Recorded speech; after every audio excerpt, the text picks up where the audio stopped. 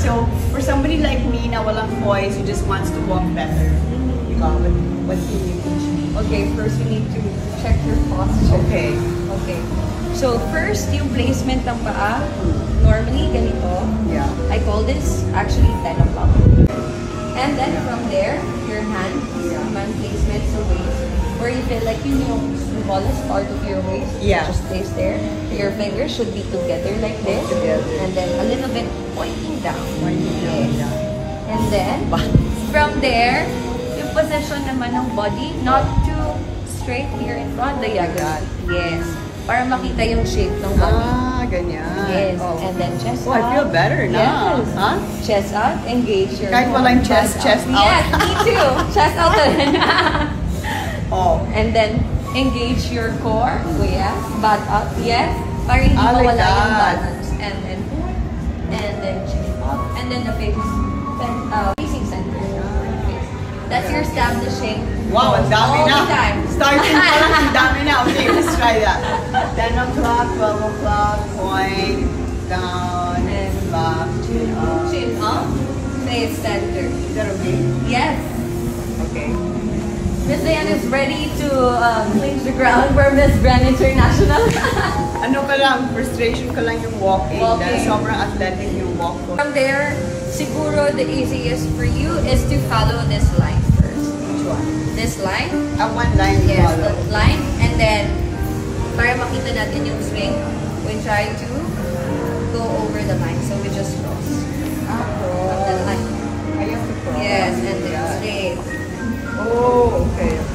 Sorry na, Miss Diane. Yung No. masakit. And then, lagi lang naka-back out. Medyo masakit lang siya dito sa lower. I always tell my trainees, if this doesn't hurt, you're doing it wrong. Okay. So it always is like that. Yeah.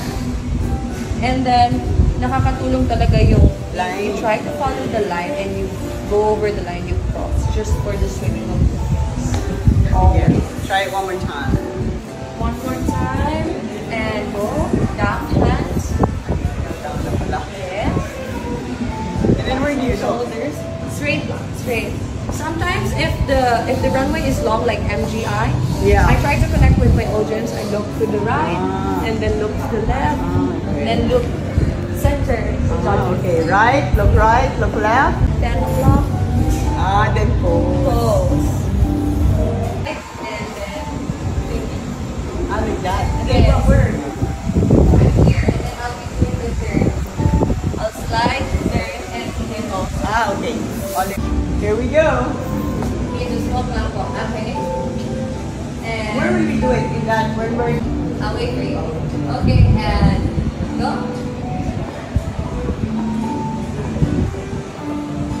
And slide. And again. Thank you, po. Thank you so much, Miss Diane. Merry Christmas and Happy New Year. More blessings and more crowns for the Philippines. Yes.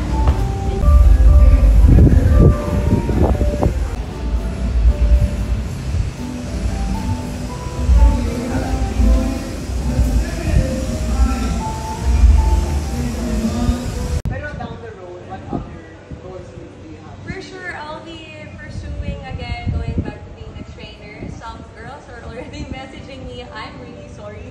The schedule is a bit packed this December, but I'll probably go back this January to train some girls.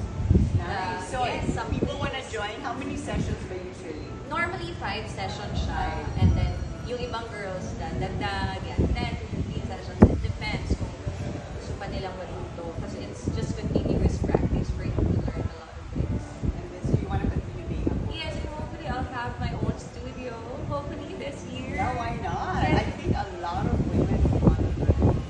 And yes po, and whenever doors would be open, like with opportunities and Philippines, and everything are famous. So, I'm open to that. I want to do, yes, I can do that. I can do a lot of things.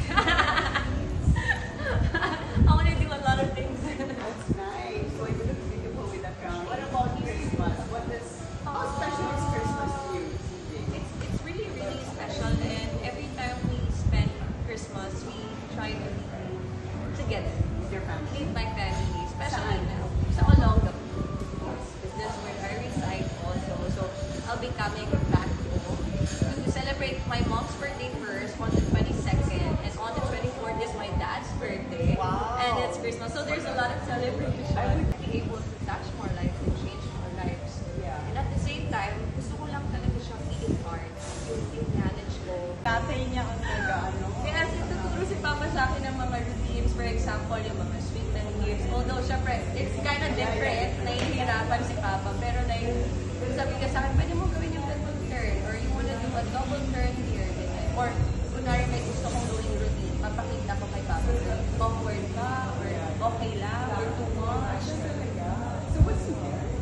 No, wala po sila. Wasn't able to buy them a ticket. So now, none of our family. No, none of my family was there. Just my glam team and, of course, Miss Cantonese Sport was there.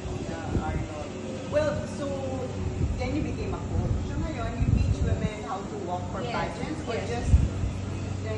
just like basic how to walk with more points. Oh, no, I even teach them routines. I teach them even with their, I ask them to bring their costumes, their gowns, and then I give them their routines for that. Not only the basic ones, but I always start with the basics. Sabi ko nga sa kanila, whatever happens when you're on stage, kahit ang dami kong binuro sa'yo, and if you feel all the acts, and nabahan ka na, sometimes mental block ka talaga, yung aalala lahat ng aral routine. So at least you know the basics. So how long have you been doing that? Oh, I trained some girls like 2 years ago, pero hindi pa siya parang naging actual like Because now you have a company, right? I call it the canvas, but I still have no studio. Hopefully, I'll have mine. So you actually I go, just rent. you actually go. We just rent the studio. Yes, I just go to my trainees, and then I just ask them to book this studio, and then I'll just go there.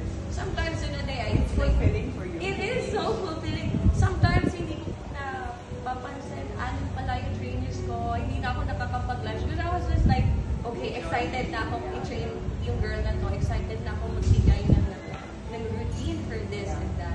So, like for a regular person, like let's say who doesn't really have voice, is it something na teachable? Na pwede Yes. ma-ano Teachable, but I have, Matagal. mayroon na, hindi naman siya matagal. Kailangan ko lang makita din yung eagerness, of course, of the girl. Yeah. Kasi I have some trainees na never had an experience in any pageant. Well, like, I really want to congratulate you kasi yung Miss Grand Philippines pala, nakita ko, grabe, nakakapagod. Even especially on that finals day, you were there, I remember, you ended rehearsal like 2 a.m. and then you were back there at 8 and then the coronation was like at 2 a.m. and then you had to go I had to, straight into it. I had to Right? prepare everything. That was really an achievement. And to be first runner-up, wow, diba? You're wearing the crown. Ngayon lang po siya nagsisink. Nung nakauwi na, nakita ko na yung mga Pilipino. I mean, the support. And then I was like, oh, I and my team were just given 3 days to prepare, but we were able to take home a crown with us. So how was your great day? Since ang tagal niyo doon. Yes po. May mga events po kami, may mga brand shoots, and at the same time, we went to some Miss Grand provincial pageants. So I was able to watch at least That's good, yeah. Yes. It was also different how they do their competitions there, but also like it's kind of the same with how Philippines do pageantry. Grabe din yung intensity ng competition nila. So, grabe yung intensity ng pagsali nila sa Miss Grand. I think I flew October 3 ata, and then coronation was October 25. And from then, nagstay na kami until I went back home December 7. Right? So now you look back at it, ano yung mga natatandaan mo about the pageant? First of all, how was it hard? Was it difficult? Was it fun? Or what? Okay, at first, since it was really, really challenging for me and my team, kasi we only had 3 days to prepare. That's true. From that time, Grabe, I remember when you won that night, Miss Grand Philippines, you were even saying, oh, if you're, are there any designers who wanna help me? That's, diba? Yes po, yes po. I was asking for help already. But then, sobrang dami po nagpadala. Actually, sobrang dami nagpadala ng dresses. So, what we did, since medyo yung time constraint, Yeah. hindi na namin talaga mapipilit lahat yan eh. Nilagay na lang namin siya sa bag, lahat. And then, pagdating ko po doon, tsaka ko siya inanta. Nilabas ko lahat, pinit ko lahat, and then hiwa-hiwalay ko. Kung ano yung pang everyday dresses ko, pwede pang day and night, pwede ganun.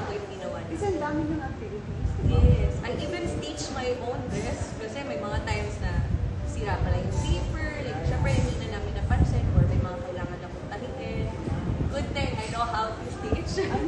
I know how to stitch yung mga basic stitches lang. And Paano yung shoes? Marami kayo. ang dami. Yes, thank you so much, Sir Jojo. Jojo Bragatis. Jojo Bragatis. I have so many shoes.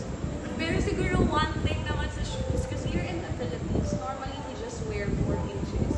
Siguro yung hindi ko na-anticipate, everybody was wearing platform heels. And then everyone was already tall. And then they're still wearing platform This heels. was super tall. Yes. Like, on stage. Yes. Yung pag, yung feeling, ano yung paghahanda na ginawa mo for that? Okay, Diba kasi ang daming you have to like really emote, pati yung intro, di ba? Yung una kong challenge doon was, before ako umalis dito, inuupo na ako. So, parang all throughout the competition, may upo ako, tapos, Baka puyat ka.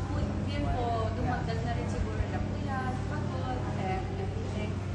So, paus ako, tapos sinapractice ko sa kwarto yung gusto kong gawin. And I've always wanted to do this, because this is how we sing our national anthem, and I've always wanted, that's the reason why I did this, for Miss Grand Philippines. This is to pay respect to the country. Yeah.